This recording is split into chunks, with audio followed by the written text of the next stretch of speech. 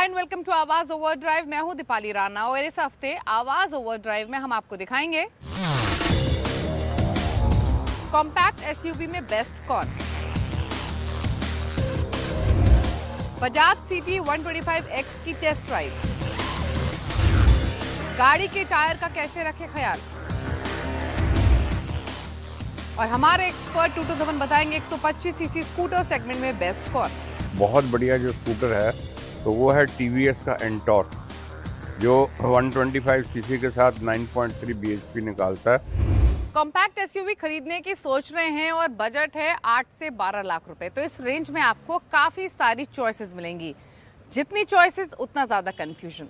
तो आपके इस कंफ्यूजन को थोड़ा कम करने की कोशिश हम करेंगे आज इस सेगमेंट के ज़रिए, और हम आपके लिए लेकर आए हैं 3 सबसे ज़्यादा पॉपुलर कॉम्पैक्ट एसयूवीज़। इन तीनों में से कौन सी है बेस्ट, जानने के लिए देखिए स्टोरी।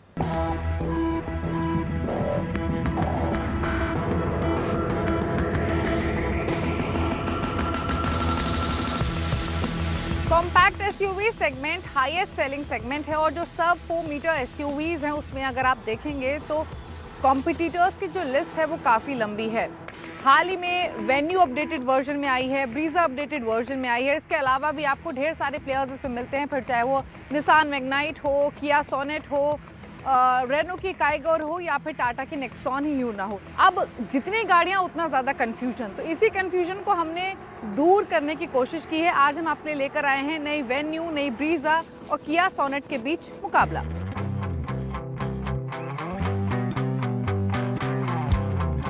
लुक्स और डायमेंशंस की बात कर लेते हैं। ब्रीजा आपको थोड़ी सी मैस्कुलर दिखेगी, वेन्यू के सोफिस्टिकेटेड लुक्स हैं और स्टाइलिश लुक्स हैं सोनेट के। एक खास बात यह कि तीनों के ही डिस्टिंक्टिव लुक्स हैं और अलग रोड प्रेजेंस है। थोड़े से ज़्यादा आपको आर्क्स जो हैं वो सोनेट में दिखाई देंगे, फिर चाहे वो बोनेट हो या साइड प्रोफाइल हो। फ्लैट बोनेट आपको मिलेगा वेन्यू में और ब्रीजा में। हालांकि जो कैरेक्टर लाइंस हैं वो स्लाइटली ज़्यादा आपको दिखाई देंगी वेन्यू के अंदर। अब बात करते हैं इनकी डायमेंशंस की, तो तीनों ही गाड़ियों की आपको सेम लेंथ मिल रही है, सेम विड्थ मिल रही है और सेम व्हील बेस मिल रहा है। हाइट हालांकि अलग है। तीनों में ही जो टॉलेस्ट गाड़ी है वो है ब्रीजा। अब बात करें ग्राउंड क्लियरेंस की, तो ग्राउंड क्लियरेंस सबसे ज़्यादा आपको मिल रहा है सोनेट में, जो कि 205 मिलीमीटर का है। ब्रीजा में 200 मिलीमीटर का व्हील बेस मिल रहा है, और वेन्यू का जो व्हील बेस है वो 195 मिलीमीटर का है। एक खास चीज़ और, अगर आप टायर साइज देखेंगे तो ब्रीजा में अक्रॉस ऑल वेरिएंट एक ही टायर साइज मिल रहा है, R16 का। वहीं आपको वेन्यू में और सोनेट में एक स्मॉलर टायर भी मिलता है लोअर वेरिएंट्स के लिए और स्पेयर टायर के तौर पर। फीचर लिस्ट की बात करें तो वेन्यू कमांडिंग पोजीशन लीड करती है ब्रीजा और सोनेट के मुकाबले। हालांकि एक फैक्ट ये भी है कि जो लेटेस्ट ब्रीजा है ये पहला मॉडल है मारुति की ओर से जिसमें आपको सनरूफ भी मिलती है। साथ ही सेगमेंट फर्स्ट फीचर्स भी ब्रीजा में दिए गए हैं, जिसमें head up display, surround view camera या फिर लार्जर 9 इंच का इंफोटेनमेंट स्क्रीन जिसमें वॉइस रिकग्निशन सिस्टम भी मौजूद है। वेन्यू सोनेट में भले ही आपको HUD या सराउंड व्यू कैमरा नहीं मिलता हो, लेकिन आपको ventilated front seat, air purification system, electronically adjustable driver seat और ऑल डिजिटल ड्राइवर डिस्प्ले भी मिलता है। हालांकि जो मेन स्क्रीन है वो छोटी है इन दोनों गाड़ियों में, जो कि 8 इंच के आसपास की हैं। ऑल्दो तीनों ही गाड़ियों में यानी वेन्यू, ब्रीजा और सोनेट में आपको न्यू एज फीचर हाइलाइट्स मिलते हैं, जिसमें Android auto, Apple CarPlay, ambient lighting, wireless phone charging, premium audio system मिलता है। लेकिन स्पेसिफिक स्ट्रेंथ की बात करें तो वेन्यू जो नए अवतार में आई है इसका केबिन थोड़ा ज़्यादा अप मार्केट है in comparison to Brezza and Sonet. हालांकि स्पेस और ड्राइव हाइट के मुकाबले में इन तीनों गाड़ियों में जो बाजी मारती है वो ब्रीजा, फ्रंट और रेयर दोनों पैसेंजर्स के पर्सपेक्टिव से। इंजन कैपेसिटी और परफॉर्मेंस के हिसाब से देखेंगे तो ब्रीजा आपको सिर्फ पेट्रोल वेरिएंट में मिलती है, वहीं वेन्यू और सोनेट में आपको पेट्रोल, टर्बो पेट्रोल और डीजल इंजन का ऑप्शन मिलता है। हालांकि हमने तीनों ही गाड़ियां जो रखी हैं आज कंपैरिजन के लिए वो पेट्रोल वेरिएंट्स रखे हैं, क्योंकि ब्रीजा सिर्फ पेट्रोल में मौजूद है। अब इनकी इंजन कैपेसिटी और पावर की बात करेंगे तो ब्रीजा में आपको 1.5 लीटर का नेचुरली एस्पिरेटेड पेट्रोल इंजन मिल रहा है, वेन्यू में और सोनेट में आपको 1.2 लीटर का नेचुरली एस्पिरेटेड पेट्रोल इंजन मिल रहा है, साथ ही दोनों में आपको 1 लीटर के टर्बो इंजन का भी ऑप्शन मिल रहा है। पावर की बात करेंगे तो इसमें मोर देन 100 एचपी की पावर आपको मिल रही है। ब्रीजा में 81 एचपी की पावर आपको वेन्यू में और साथ ही सोनेट में मिल रही है। हालांकि जो टर्बो इंजन है उसकी परफॉर्मेंस ज़्यादा है, तो अगर आप सिर्फ नेचुरली एस्पिरेटेड इंजन का कंपैरिजन करेंगे तो जो बेटर परफॉर्मेंस है वो आपको ब्रीजा में मिलेगी, क्योंकि इसमें माइल्ड हाइब्रिड सेटअप भी है। और अगर आप पेट्रोल में ही टॉप परफॉर्मेंस की बात करेंगे तो सोनेट में और साथ ही वेन्यू में आपको ज़्यादा चॉइस मिलती है और टर्बो इंजन की परफॉर्मेंस भी ज़्यादा है। तो आप इस तरीके से समझ सकते हैं कि टर्बो और नेचुरली एस्पिरेटेड इंजन चॉइसेस के बीच में ब्रीजा का सेटअप है, क्योंकि ये नेचुरली एस्पिरेटेड इंजन के साथ साथ इसमें माइल्ड हाइब्रिड टेक्नोलॉजी भी आपको मिल रही है। अब बात करेंगे एफिशिएंसी की, परफॉर्मेंस की, तो नेचुरली एस्पिरेटेड इंजन जो है उसमें सबसे ज़्यादा पावरफुल आप ब्रीजा को समझ सकते हैं। इसकी परफॉर्मेंस भी अच्छी है, इसकी दोनों ही बाकी दोनों गाड़ियों के मुकाबले इसमें आपको फ्यूल एफिशिएंसी भी ज़्यादा मिल रही है हाइब्रिड सेटअप के हिसाब से। लेकिन अगर आप टर्बो पेट्रोल इंजन में जाएंगे तो डेफिनेटली जो बाजी मारती हैं वो ये दोनों गाड़ियाँ मारती हैं, जो कि सोनेट है और साथ ही वेन्यू है, क्योंकि टर्बो इंजन का जो पिकअप है, जो एक्सेलरेशन है, जो परफॉर्मेंस है वो काफ़ी अच्छा है।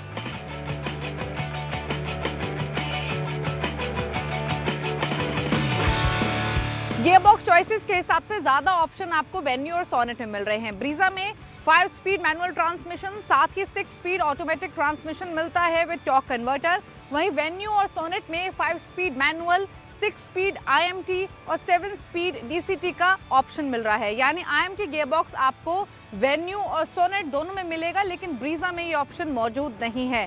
प्राइसिंग की बात करेंगे तो पेट्रोल इंजन में, नेचुरली एस्पिरेटेड पेट्रोल इंजन में सबसे महंगा वेरिएंट बेस में भी और टॉप एंड में भी ब्रीजा का है। ब्रीजा की कीमत 7.99 लाख से शुरू होकर 13.96 लाख तक जाती है। वहीं वेन्यू की जो कीमत है वो 7.53 से शुरू होकर 12.72 लाख तक जाती है। और सोनेट का पेट्रोल बेस वेरिएंट वो सबसे सस्ता है, उसकी कीमत 7.15 लाख से शुरू होकर 13.72 तक जाती है, 13.72 लाख। लेकिन अगर आप ऑटोमेटिक गियरबॉक्स के साथ देखेंगे तो जो सबसे महंगा वेरिएंट है वो आपको सोनेट में मिलता है। वहीं ब्रीजा और वेन्यू के जो ऑटोमेटिक गियरबॉक्स के साथ वेरिएंट आते हैं वो सोनेट के कंपैरेटिवली सस्ते हैं।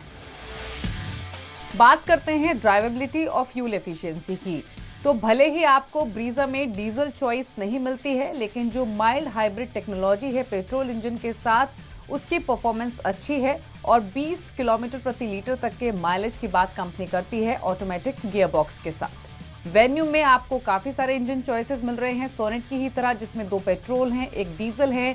जो टर्बो मोटर है दोनों ही गाड़ियों का वो काफ़ी रिस्पॉन्सिव है, लेकिन माइलेज आपको ब्रीजा के मुकाबले कम मिलेगा। DCT यूनिट के साथ सोनेट और वेन्यू में जो माइलेज आप एक्सपेक्ट कर सकते हैं वो 17 से 18 किलोमीटर प्रति लीटर के आसपास का है। तो माइलेज के मुकाबले भले ही ब्रीजा बाजी मारती हो, लेकिन अगर आप ओवरऑल ड्राइवेबिलिटी की बात करेंगे सोनेट, ब्रीजा और वेन्यू की, तो वेन्यू के पास क्लियर एडवांटेज है, क्योंकि माइलेज भले ही कम हो लेकिन it is more fun to drive. जो DCT ऑफरिंग है वेन्यू और सोनेट में वो फ्लुएंटली परफॉर्म करती है। थ्रॉटल इनपुट का जो रिस्पॉन्स है वो भी बेहतर है। तो तीनों ही गाड़ियों में अलग अलग वेरिएंट्स के हिसाब से ढेर सारी ऑफरिंग आपको मिल रही है। बेस मॉडल के प्राइसेस की बात करें या फिर करें टॉप एंड मॉडल के प्राइसिंग की बात, फीचर्स हो या फिर लुक्स हो, तीनों ही गाड़ियां एक डिसेंट ऑफरिंग है। लेकिन अगर माइलेज है आपका पहली चॉइस तो ब्रीजा को आप चुन सकते हैं। आपको चाहिए फन टू ड्राइव और ज़्यादा कंफर्ट तो वेन्यू एक गाड़ी हो सकती है, और एक फीचर लोडेड गाड़ी आपको चाहिए जिसकी डिसेंट ड्राइव हो, साथ ही फीचर्स भी अच्छे हों और लुक्स भी ठीक हों, तो सोनेट भी एक बेस्ट चॉइस हो सकती है। तो इस तरह कॉम्पैक्ट SUV सेगमेंट में खास तौर से पेट्रोल इंजन के साथ ब्रीजा की परफॉर्मेंस सबसे ज़्यादा बेहतर है। अगर एंट्री लेवल बाइक सेगमेंट की बात करें, स्पेशली 125cc सेगमेंट, तो हर कोई चाहता है उसको अच्छी परफॉर्मेंस और पावर भी मिले। तो इन्हीं डिज़ायर्स को फुलफिल करने के लिए बजाज लेकर आया है CT 125X। अब आप सोच रहे होंगे कि ये बाइक कैसी है, कितना माइलेज देती है, परफॉर्मेंस कैसी है, और सबसे इम्पॉर्टेंट बात कि क्या ये होंडा शाइन को टक्कर दे पाएगी। तो ये सब बातें जानने के लिए देखिए ये स्टोरी।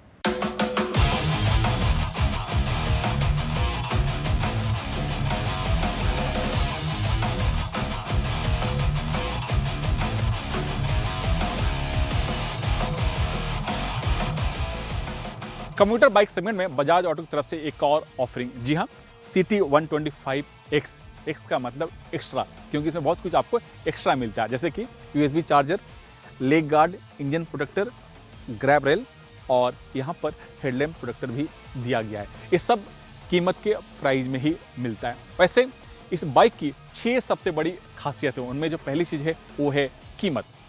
इसकी जो एक शोरूम कीमत है वो है 71,000, यानी इस प्राइस में आपको 110 सीसी की बाइक मिलते हैं, जबकि इस जो बाइक देख रहे हैं इसकी कीमत है 71,000, यानी 125 सीसी होने के बाद भी इसकी कीमत रखी गई है 71,000 रुपया। दूसरी चीज़ जो खासियत है वो है इसका डिज़ाइन। इसे थोड़ा सा मस्कुलर, थोड़ा सा स्टाइलिश, थोड़ा सा इसे क्लासिक लुक पर डिजाइन किया गया। गौर से देखिए, जो इसका हेडलैम्प है इसे राउंड शेप रखा गया और यहाँ पर हेडलैम्प को प्रोटेक्टर भी दिया गया है। जो फ्यूल टैंक है उसे स्लिक और सिंपल रखा गया, लेकिन जो उसकी कैपेसिटी है 11 लीटर।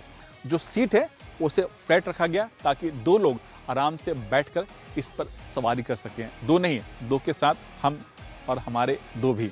और इसकी जो सीट की जो लेंथ है वो करीब 700 mm है और यहाँ पर जो रियर में एक छोटा सा जगह भी दिया गया ताकि आप यहाँ पर सामान रख के कुछ कैरी भी कर सकते हैं।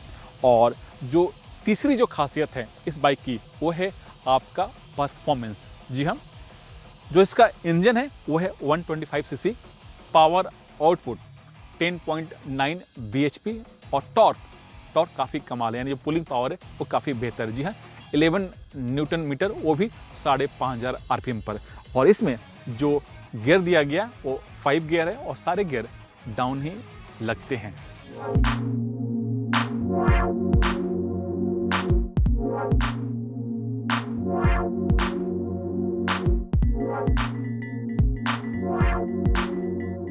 इस बाइक की जो चौथी जो खासियत है वो है ड्यूरेबिलिटी, यानी एक बार बाइक खरीदते हैं तो कम से कम 15 साल आसानी से इसे चला सकते हैं। इसके लिए फ्रंट में आपको टेलीस्कोपिक फॉग दिया गया जिसका ट्रेवल लेआउट है 125 mm, जबकि रियर में ड्यूल स्प्रिंग वाला आपका शॉकर दिया गया जिसके ट्रेवल लेआउट है 120 mm।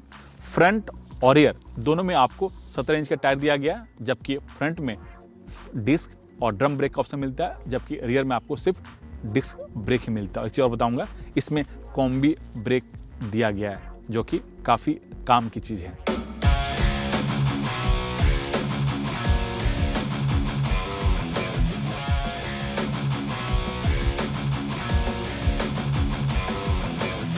इस बाइक की जो पांचवी जो खासियत है वो है आपका कंफर्ट। जी हाँ, कंफर्ट के मामले में बाइक कमाल की है। सीट को फ्लैट रखा गया और जो सीट का हाइट है वो है 810 mm। अगर आपकी हाइट थोड़ी सी कम है तो ये बाइक थोड़ी सी आपको दिक्कत आ सकती है, लेकिन इसको इस तरह से डिज़ाइन किया गया ताकि इसे कोई भी आदमी आसानी से चला सकता है। टैंक को स्लिक रखा गया और फ्यूल टैंक के ऊपर यहाँ पर पैडिंग भी दिया गया ताकि ये सेफ रहे, घिसे नहीं। और पैडिंग के साथ साथ अक्सर जो है फ्यूल टैंक यहाँ पर घिस जाता है सीट के पास में, तो यहाँ पर एक हल्का सा माइनर सा पैडिंग दिया गया ताकि फ्यूल टैंक घिसे नहीं। और जो हैंडल बार है उसे एक नॉर्मल राइडर को ध्यान में रख करके डिज़ाइन किया गया, नहीं आपको ज़्यादा झुकना पड़ेगा, नहीं ज़्यादा आपको खड़ा होना है, तो ये आपको कंफर्ट मिलता है। और यहाँ पर एक छोटा सा USB सॉकेट भी दिया गया हैंडल के ठीक बीचों बीच में ताकि आप अपने फ़ोन को या दूसरी चीज़ को चार्ज भी कर सकते हैं। इसमें सिर्फ जो गियर इंडिकेटर है वो सिर्फ न्यूट्रल है, आप किस गियर में गाड़ी चला रहे हो वो पता नहीं चलता, तो मेरे ख्याल से इसमें देना चाहिए था। और इसमें ना ही RPM मीटर है, सिर्फ आपको एक स्पीडोमीटर दिया गया है और फ्यूल गेज यहाँ पर आपको दिखाई देता है। जो स्विच नॉब है वो बेहतर है, खूबसूरती के साथ इसे डिज़ाइन किया गया है। और जो मिरर भी है वो भी अच्छा है, रियर व्यू क्लियर है और आसानी से आप रियर व्यू को मैनेज भी कर सकते हैं।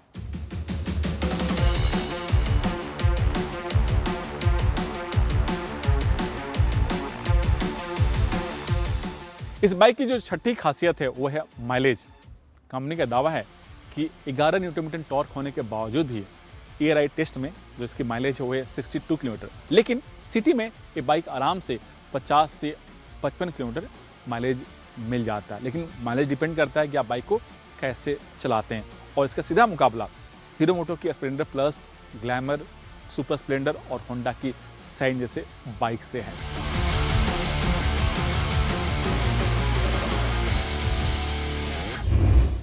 टायर्स का सही ख्याल रखना बहुत ही ज़रूरी होता है, क्योंकि गाड़ी के टायर्स से ना ही सिर्फ उसकी परफॉर्मेंस पे फ़र्क पड़ता है, बल्कि ख़राब टायर्स की स्थिति में एक्सीडेंट का भी डर बना रहता है। तो कई ऐसी बातें हैं जिनका ख्याल रखकर आप अपने टायर्स की देखभाल कर सकते हैं।